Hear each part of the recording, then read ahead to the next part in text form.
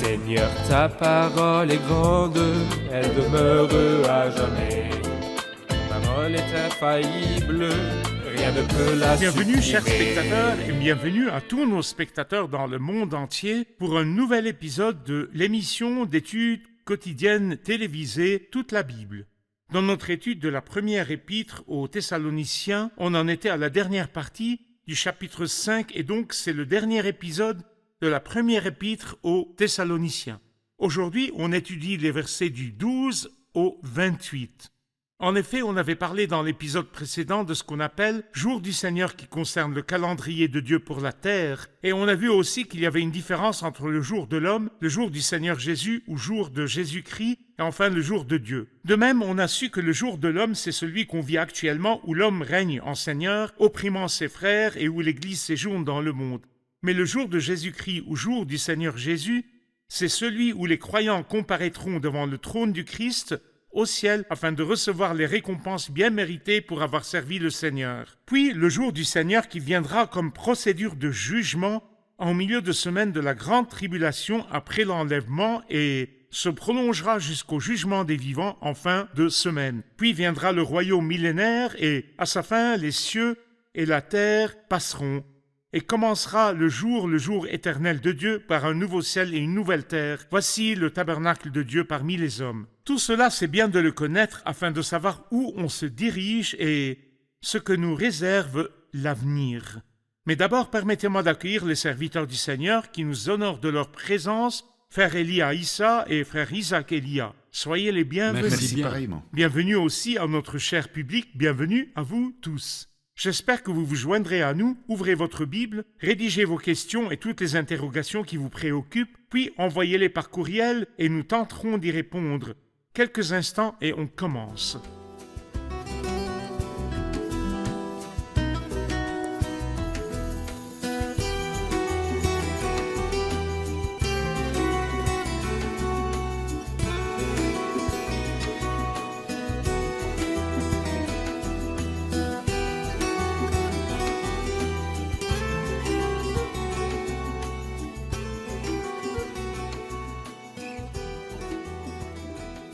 Bienvenue, frère Elia. Merci. Frère Elia, avant de commencer cette dernière partie du chapitre 5, j'ai une question liée au verset 9. Oui, le 9. J'ai besoin de m'y arrêter.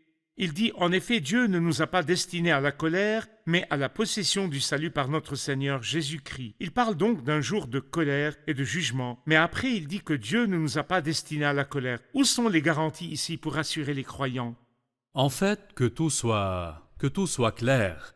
Il y a deux expressions différentes, et je pense que chacune d'elles vise un groupe. La première, c'est le salut, et la seconde, c'est la colère à venir. Si on relit le verset attentivement, on lit « Dieu ne nous a pas destinés à la colère ». Il n'y a pas plus clair. Le croyant et l'Église, l'assemblée des fidèles, n'ont rien à voir avec la colère à venir liée au jour du Seigneur sur terre. Puisque Dieu nous a destinés à la possession du salut par notre Seigneur Jésus-Christ. Que signifie posséder le salut par notre Seigneur Jésus-Christ? Ne sommes-nous déjà sauvés? Eh bien non, pas encore. Actuellement, on est tous délivrés du châtiment du péché puisque Christ est mort pour nous sur la croix. Chemin faisant, on jouit du Christ qui nous a délivrés du châtiment du péché par sa mort, mais qui est vivant maintenant et à plus forte raison maintenant, nous serons sauvés par sa vie. La question se pose, de quoi nous sauvera-t-il par sa vie? Des conséquences du péché pendant que nous sommes au désert, mais comme il le dit dans Philippiens 3, versets 20-21, nous attendons du ciel comme sauveur. Le Seigneur Jésus-Christ, eh bien quand notre Seigneur viendra, nous sauvera-t-il? Oui, il nous sauvera de ce corps vicieux. Il transformera notre corps de misère pour le rendre conforme à son corps glorieux. Et il nous délivrera aussi de la colère à venir. De la colère à venir. En effet, Dieu ne nous a pas destinés à la colère, mais à la possession du salut par notre Seigneur Jésus-Christ. Donc nous avons déjà été et sommes encore sauvés aujourd'hui. Oui. Et bientôt s'accomplira notre salut éternel, esprit, âme et corps. Frère Isaac, le verset 10 et 11 disent « Qui est mort pour nous, c'est-à-dire Jésus-Christ, afin que, soit que nous veillions, soit que nous dormions, nous vivions ensemble avec lui. De nouveau, quelles sont les garanties? Soit que nous veillions, soit que nous dormions, nous vivions ensemble avec lui. Que voyons-nous en ces versets? Il veut dire que le Seigneur Jésus est mort pour nous et les fruits de la croix aujourd'hui, c'est que nous, les croyants, que nous veillons ou dormions, donc qu'on soit vivants ou même morts, avant l'avènement du Seigneur, nous aurons part à sa venue, comme il l'explique en détail au chapitre 4. La garantie, c'est que le Christ a accompli l'acte, pour que nous jouissions des grandes et merveilleuses promesses de la parole de Dieu et que l'Esprit Saint demeure en nous. Il est le gage de notre héritage en attendant la pleine rédemption. On ne se soucie pas de l'avenir, bien au contraire, puisqu'il ajoute au verset suivant « C'est pourquoi consolez-vous les uns les autres ». Donc la même conclusion du chapitre 4, qui dit « Consolez-vous donc les uns les autres, car les croyants qui se sont endormis ne seront pas privés de l'avènement tout proche. Mais nous ne les devancerons pas, puisqu'ils ressusciteront en premier. » Bien. Et là, on s'encourage les uns les autres, puisque le jugement qui s'abattra sur le monde après l'enlèvement, on ne le vivra pas. Et tout cela résulte de l'œuvre parfaite du Christ pour nous sur la croix. C'est pourquoi consolez-vous les uns les autres et édifiez-vous mutuellement, comme vous le faites déjà. Et frère Hayat, c'est l'une des bénédictions de notre présence ensemble en tant qu'Église, membres les uns des autres. Plus de 40 fois, l'expression les uns et les autres revient dans le Nouveau Testament. Je ne peux vivre sans mes frères. Je ne peux vivre sans faire partie d'une Église locale. Bien. Frère Isaac, continuons et passons au verset à partir du 12 et jusqu'à la fin du chapitre. Il donne des directives et des incitations finales. Mais avant d'entrer dans les détails, pourquoi avons-nous besoin en général d'incitations et de directives? Comme vous le savez, cher frère Ayad, le but de l'enseignement catéchétique chrétien, c'est de marcher dans la droiture, donc se conduire pieusement, ou d'une manière digne de l'appel ou de l'évangile du Christ. Et donc toujours l'approche du Saint-Esprit, comme on la voit clairement dans les écritures de l'apôtre Paul, c'est de révéler d'abord la vérité doctrinale, puis il ajoute, puisque vous avez compris ces vérités doctrinales, comme on voit dans cet épître, concernant l'avènement, puis l'enlèvement des croyants et le jugement qui tombera sur le monde, alors on doit avoir une réaction naturelle et pratique en tant que croyants qui comprennent cette vérité et cet enseignement. Donc les incitations pratiques sont liées à l'enseignement, elles soulignent et ornementent l'enseignement de Dieu notre Sauveur. Mais en parallèle, nous avons besoin, tant que nous sommes sur terre et dans ce corps de misère, de recevoir exhortation, conseils et avertissements afin d'éviter le mal et faire le bien. Très bien. Et comme on a des privilèges, on a aussi des responsabilités. Exact. Et comme Dieu me donne des capacités, je dois les appliquer dans ma vie pour montrer la solidité et la qualité de l'intérieur. Tout à fait. Permettez-moi de lire quelques versets et vous revenir avec une question. À partir du verset 12, nous vous demandons, frères, de reconnaître ceux qui travaillent parmi vous, qui vous dirigent dans le Seigneur et qui vous avertissent. Ayez beaucoup d'estime et d'amour pour eux à cause de leur travail. Soyez en paix entre vous. Nous vous y invitons, frères, avertissez les déréglés, réconfortez ceux qui sont abattus, soutenez les faibles, faites preuve de patience envers tous. Veillez à ce que personne ne rende le mal pour le mal, mais recherchez toujours le bien entre vous et envers tous les hommes. Soyez toujours joyeux, priez sans cesse, exprimez votre reconnaissance en toutes circonstances, car c'est la volonté de Dieu pour vous en Jésus-Christ. N'éteignez pas l'esprit, ne méprisez pas les prophéties, mais examinez tout et retenez ce qui est bon. Abstenez-vous de toute forme de mal, que le Dieu de la paix vous conduise lui-même à une sainteté totale, et que tout votre être, l'esprit, l'âme et le corps soient conservés irréprochables lors du retour de notre Seigneur Jésus-Christ. Celui qui vous appelle est fidèle, c'est aussi lui qui le fera. Frères, priez pour nous, saluez tous les frères par un saint baiser. Je vous en supplie par le Seigneur que cette lettre soit lue à tous les saints frères, que la grâce de notre Seigneur Jésus-Christ soit avec Amen. vous. Nous prenons une courte pause et on poursuit l'étude de ces parties. Chers spectateurs, on se retrouve après la pause. Restez branchés. Quelqu'un avait franchement dit « Je crois en la Bible, de la première à la dernière page. Mais j'ignore ce qu'il y a entre ces deux pages. » Celui qui l'a dit ne peut en aucun cas défendre sa position. En effet, si les gens connaissent le contenu de la Bible, Ils peuvent croire en son enseignement. Mais il est hypocrite de dire qu'on y croit, puis qu'on en ignore le contenu. Alors quiconque est convaincu que la Bible est la parole de Dieu se doit d'en connaître le contenu. Donc, il faut que les enseignants de la Bible, les serviteurs de l'Évangile et les prédicateurs jouissent de l'attention et du respect des croyants. Le 4e commandement dit « Ayez beaucoup d'estime et d'amour pour eux à cause de leur travail. »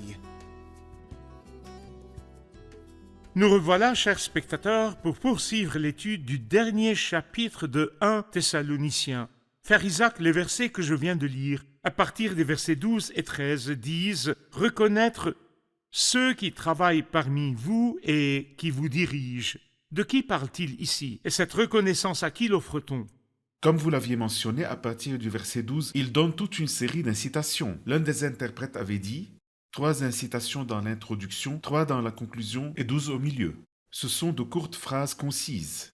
Les 3 de l'intro, on les lit dans versets 12 et 13. Nous vous demandons, frères, très beau style. Oui. Il demande avec une fine politesse, non pas commandons, mais demandons. Frères, de reconnaître ceux qui travaillent parmi vous, qui vous dirigent dans le Seigneur. Ici, on parle du ministère des directeurs. Directeur signifie ici chef spirituel ou pasteur, et en fait, c'est le ministère des anciens et des évêques dans l'Église. Il est clair ici que ce n'est pas une affaire de rang, mais de labeur. Et cette précise expression le confirme, qui travaille parmi vous d'abord, puis qui vous dirige. Donc le vrai ministère, ce n'est pas le poste, et ce n'est pas le titre non plus, mais le labeur. Il y a des croyants parmi nous qui peinent à observer tel, encourager tel et avertir tel autre. Et ils peinent parmi nous. Nous devons, comme frères, les reconnaître et les connaître à travers leurs œuvres et non leurs titres. Et les gens qui nous avertissent, ayez beaucoup d'estime et d'amour pour eux à cause de leur travail. On les respecte, leur obéit, et si nécessaire, on les appuie financièrement dans certaines circonstances. On le fait avec grand plaisir, car ils accomplissent l'œuvre du Seigneur et on a besoin de leur service à labeur. Très bien. Je vois que le public a une question. Vous permettez? Le verset 14, nous vous y invitons, frères et sœurs, avertissez les déréglés, réconfortez ceux qui sont abattus, soutenez les faibles, faites preuve de patience envers tous. Pouvez-vous l'expliquer? On a besoin d'expliquer, frère Elia, les versets 14 et 15. Ici, il dit « Avertissez les déréglés ». Qui est celui qui avertit et qui est le déréglé? À mon avis, tout le monde n'est pas qualifié pour avertir, mais D'accord. la personne qui avertit doit avoir un haut statut spirituel, être assez âgé, exercé aussi, vénérable, respecté, aimé, non imbu de sa personne, et il avertit, si on peut dire, non pas avec hauteur et mépris, mais plutôt en toute humilité. Et malgré tout, il risque de succomber aux tentations. Et une vie irréprochable. Une vie irréprochable. Quant aux personnes qu'on qualifie de déréglées, en grec, le terme veut dire quelqu'un de négligent, de désordonné. Désordonné et paresseux. J'avais lu le commentaire de l'un des interprètes de la parole. Il dit, c'est une expression rappelant le soldat qui est supposé marcher tout droit, mais qui, hélas, ne cesse de dévier. Car c'est quelqu'un de désordonné, balançant entre 2 extrémités. Eh bien, il a besoin d'un avertissement. On peut comprendre cette affaire de déréglé grâce à l'une des phrases de l'apôtre dans la 2e épître aux Thessaloniciens, chapitre 3, Allez-y. verset 11. Permettez que je lise. L'apôtre dit au verset 11 du chapitre 3, « Nous apprenons cependant que quelques-uns parmi vous mènent une vie désordonnée. » Puis il clarifie, « Ils ne travaillent pas, mais se mêlent des affaires des autres. » Oui. Donc, ces gens ont abandonné leurs emplois et travaux pour vivre en parasites aux dépens d'autrui. Alors ils sont devenus un fardeau pour l'Église ou les croyants. Ce sont des gens désordonnés et ont besoin d'avertissement. L'apôtre dit, nous invitons ces gens-là et nous les encourageons par notre Seigneur Jésus-Christ à travailler paisiblement pour manger leur propre pain. Donc comme on le verra, si Dieu le veut, dans la prochaine épître, ces gens ont un problème concernant l'abandon du travail. Ils se disent, puisque le Seigneur vient bientôt, nul besoin de bosser, ce sont des opportunistes. À présent, nous allons revenir 14 aux et 15. versets 14 et 15. L'apôtre dit, avertissez les déréglés, réconfortez ceux Les qui abattus. sont abattus. On voit beaucoup de croyants, et ce genre est présent à toutes les réunions, qui sont marqués par cet abattement. Je ne sais pourquoi, peut-être par leur nature psychique, ils sont nés faibles, abattus, ou parfois suite aux circonstances, donc leurs âmes sont faibles. Eh bien, frère Ayad, ce genre a besoin d'encouragement, d'appui, d'un croyant qui l'aborde gentiment et qui continue à l'encourager.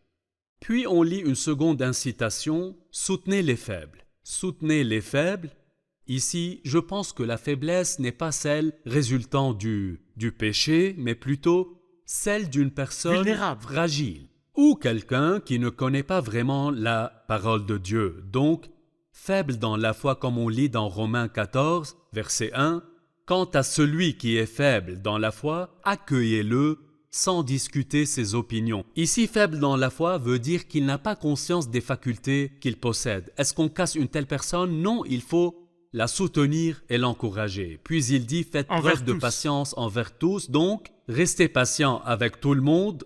Ne brisez jamais celui qui n'est pas au meilleur de sa forme ou qui ne répond pas à nos attentes pour le moment. Non, par la patience, l'appui et les divines interventions, cette personne peu utile pourrait devenir un de ces jours comme Onésime fructueuse. Puis il dit cela, veillez à ce que personne ne rende le mal pour le mal, mais recherchez toujours le bien entre vous et envers tous les hommes. J'ai lu une citation qui m'a plu et que j'aimerais partager avec les spectateurs. Il y en a qui rendent le bien pour le mal, et d'autres, se considérant plus civilisés et avancés aussi, rendent le bien pour le bien et le mal pour le mal. Oui.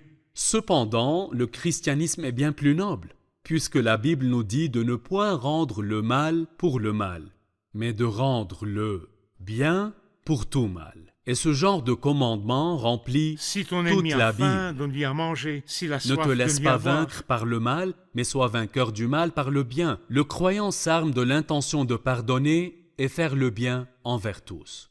Bien. Frère Isaac, versets 16, 17 et 18. Au 16, il dit « Soyez toujours joyeux ». 17, « Priez sans cesse ». 18, « Exprimez votre reconnaissance en toutes circonstances ». Un trio bizarre, Très beau. soyez toujours joyeux, semble logique comme commandement.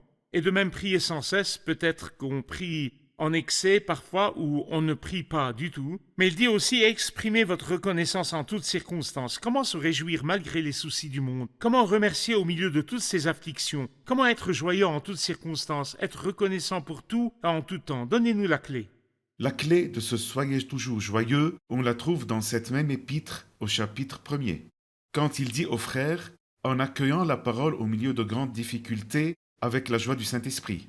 Donc cette joie n'est pas la joie de celui qui a réussi son examen. On se réjouit bien sûr si on réussit, on obtient une promotion, ou encore si on est en bonne santé. Oui, on est joyeux et ce n'est pas faux. C'est une joie naturelle, une joie humaine. Cependant, la joie dont parle la Bible ici est dans Philippiens 4.4, réjouissez-vous toujours dans le Seigneur. Je le répète, réjouissez-vous, c'est une joie spirituelle.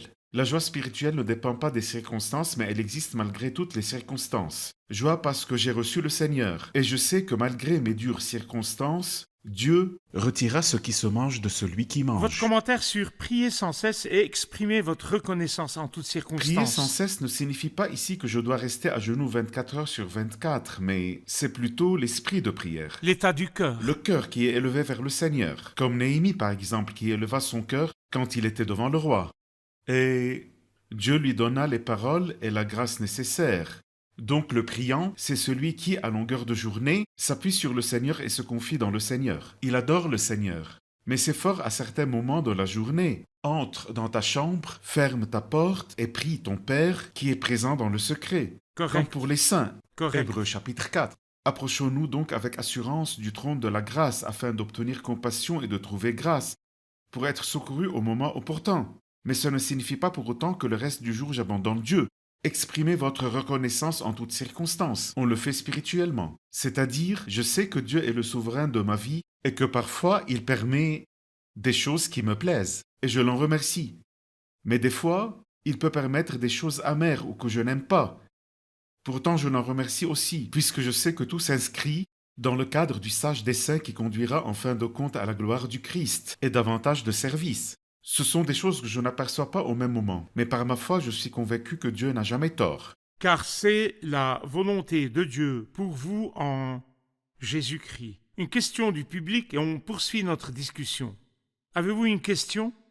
Ma question concerne le verset 19, le verset suivant. N'éteignez pas l'esprit. Je sais qu'on va en parler, mais j'aimerais clarifier l'idée que, dans l'Ancien Testament, on voit l'Esprit Saint descendre puis repartir. Mais dans le Nouveau, on sait que l'Esprit habite en nous et ne nous quitte plus. Donc n'éteignez pas l'Esprit, signifie-t-il que l'Esprit pourrait partir ou y a-t-il une autre signification? Et dans quel cas l'Esprit pourrait-il s'éteindre? Question très importante sur l'esprit, frère Elia, au verset 19 et aussi le verset 20. N'éteignez pas l'esprit, ne méprisez pas les prophéties. C'est pour vous. compléter la question, on a compris que dans l'Ancien Testament, l'Esprit Saint descendait sur quelqu'un pour une mission bien définie, puis le quittait. D'accord. Et ce quelqu'un, même s'il n'était pas croyant, l'Esprit descendait sur lui parfois pour accomplir une certaine mission. Mais dans le Nouveau Testament, l'apôtre Paul répète « En lui vous avez cru et vous avez été marqués du sceau du Saint-Esprit qui avait été promis. » Et Jésus, dans Jean 14 et 16, parle de la venue du Saint-Esprit disant « Parce qu'il demeure au milieu de vous et il sera en vous.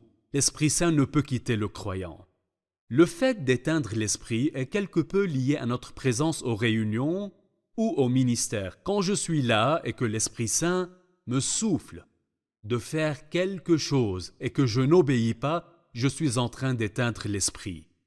Celui qui est sensible et bien entraîné à suivre les directives du Saint-Esprit, alors, quand ce dernier le pousse dans une certaine direction, il doit se confier totalement en l'esprit, s'appuyer sur l'aide et la force de l'Esprit Saint et accomplir la mission dont l'Esprit veut le charger. J'aimerais qu'on fasse la différence entre éteindre l'esprit et attrister l'esprit. Éteindre l'esprit, c'est quand il me demande de faire quelque chose et que je ne m'exécute pas. Mais attrister l'esprit, c'est quand je fais quelque chose de mon propre chef alors qu'il ne l'a pas demandé. C'est un péché qui attriste l'Esprit Saint. Dieu nous vienne en aide pour ne pas éteindre l'esprit ni l'attrister. Le second point, ne méprisez pas les prophéties. Que signifient les prophéties? Je les explique de deux façons. Dans 1 Corinthiens 14, l'apôtre parle ainsi. Celui qui prophétise au contraire parle aux hommes, les édifie, les exhorte, les console. Et j'ai compris aussi qu'il y a ce qu'on appelle ministère du prophète. Celui que Dieu utilise à travers la parole et l'œuvre du Saint-Esprit pour réveiller les consciences des croyants et dévoiler leur intérieur et les amener vers Dieu puisque le Seigneur veut s'adresser spécifiquement par le biais de celui qui exerce ce ministère à la conscience du frère ou du croyant. Donc, personnellement, je ne dois mépriser ni la prophétie, ni les paroles, ni celui qui parle ou prophétise. Que Dieu nous aide pour savoir apprécier le ministre, puisqu'il propage l'enseignement divin, et donc apprécier la parole de Dieu. Exact. Frère Isaac, je voudrais un commentaire sur cette partie depuis le verset 23. Que le Dieu de la paix vous conduise lui-même à une sainteté totale et que tout votre être, l'esprit, l'âme et le corps soient conservés irréprochables lors du retour de notre Seigneur Jésus-Christ. Soulignez que le Dieu de la paix nous conserve. C'est merveilleux donc. On n'a pas seulement la paix de Dieu qui dépasse tout entendement, on a le Dieu de la mais paix. aussi le Dieu de la paix en personne, et non seulement les grandes bénédictions, mais aussi la personne toute puissante qui nous sanctifie totalement. L'un des révérends interprètes avait dit « Même si on est toujours joyeux, notre Dieu n'est pas le Dieu de la joie, mais le Dieu de la paix. Peu importe si les circonstances sont heureuses ou tristes, puisqu'il est le Dieu de la paix. Il nous offre la paix en toutes circonstances et nous sanctifie totalement. » Et c'est important de mettre ceci en pratique, que je sois toujours en paix. Donc pratiquement, rien ne peut m'en faire sortir ou m'empêcher d'en jouir, sauf si je suis dans le mauvais cercle ou dans le péché, loin de l'œuvre du Saint-Esprit. Et que tout votre être, quel beau verset, l'esprit, l'âme et le corps, Le Seigneur veut vraiment bénir l'homme tout entier, esprit, âme et corps. Le péché a bouleversé l'être humain, l'a déformé, et l'a rendu soucieux de son corps, et peut-être de son âme, mais jamais de son esprit. Mais ici, on les lie dans le bon ordre, et que tout votre être, l'esprit, l'âme et le corps soient conservés irréprochables lors du retour de notre Seigneur Jésus-Christ. Ça nous rappelle l'épître de Jude, celui qui peut vous garder de toute chute et vous faire paraître devant sa gloire irréprochable et dans l'allégresse. D'accord. Et la dernière garantie dont on a besoin, celui qui vous appelle est fidèle, C'est aussi lui qui le fera. Qui le fera. Permettez-moi de faire la lecture seulement des derniers versets car le temps presse, puis on récapitule l'épisode avec le public. Frères, priez pour nous. Saluez tous les frères par un saint baiser. Je vous en supplie par le Seigneur que cette lettre soit lue à tous les saints frères et il les appelle saints. Oui. Que la grâce de notre Seigneur Jésus-Christ soit avec vous. Amen. Amen. Amen. Merci d'être parmi nous, que Dieu vous bénisse. Nous sommes enchantés et bénis de votre présence. Sur ce, l'étude de la première épître aux Thessaloniciens s'achève. Allons récapituler l'épisode avec le public.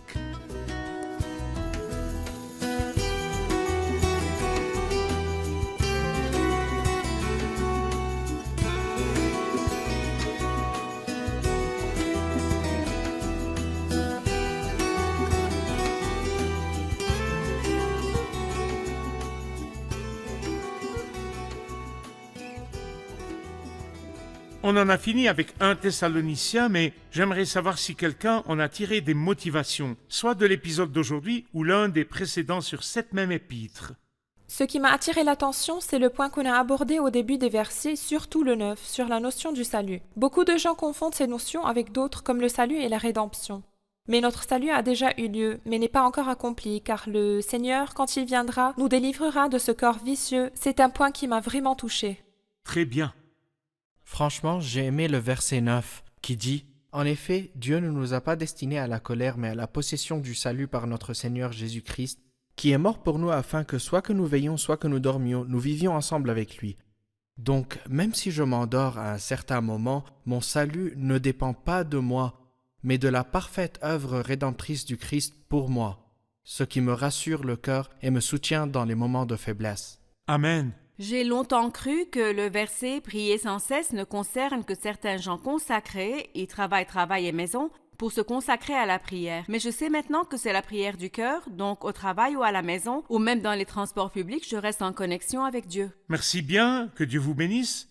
Merci, serviteur du Que Dieu Seigneur, vous que Dieu bénisse. récompense votre travail d'amour. On se retrouve par la grâce de Dieu pour un nouvel épisode et un nouveau livre, si Dieu le veut. Dans le prochain épisode, on commence l'étude de 2 Thessaloniciens, cette merveilleuse épître qui aborde la clé du mystère des souffrances et persécutions. Pourquoi souffre-t-on? Et jusqu'à quand les afflictions et souffrances poursuivront-elles le peuple de Dieu?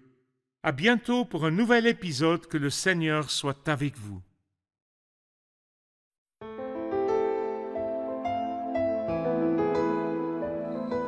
Seigneur, ta parole est grande, elle demeure à jamais. Ta parole est infaillible, rien ne peut la supprimer.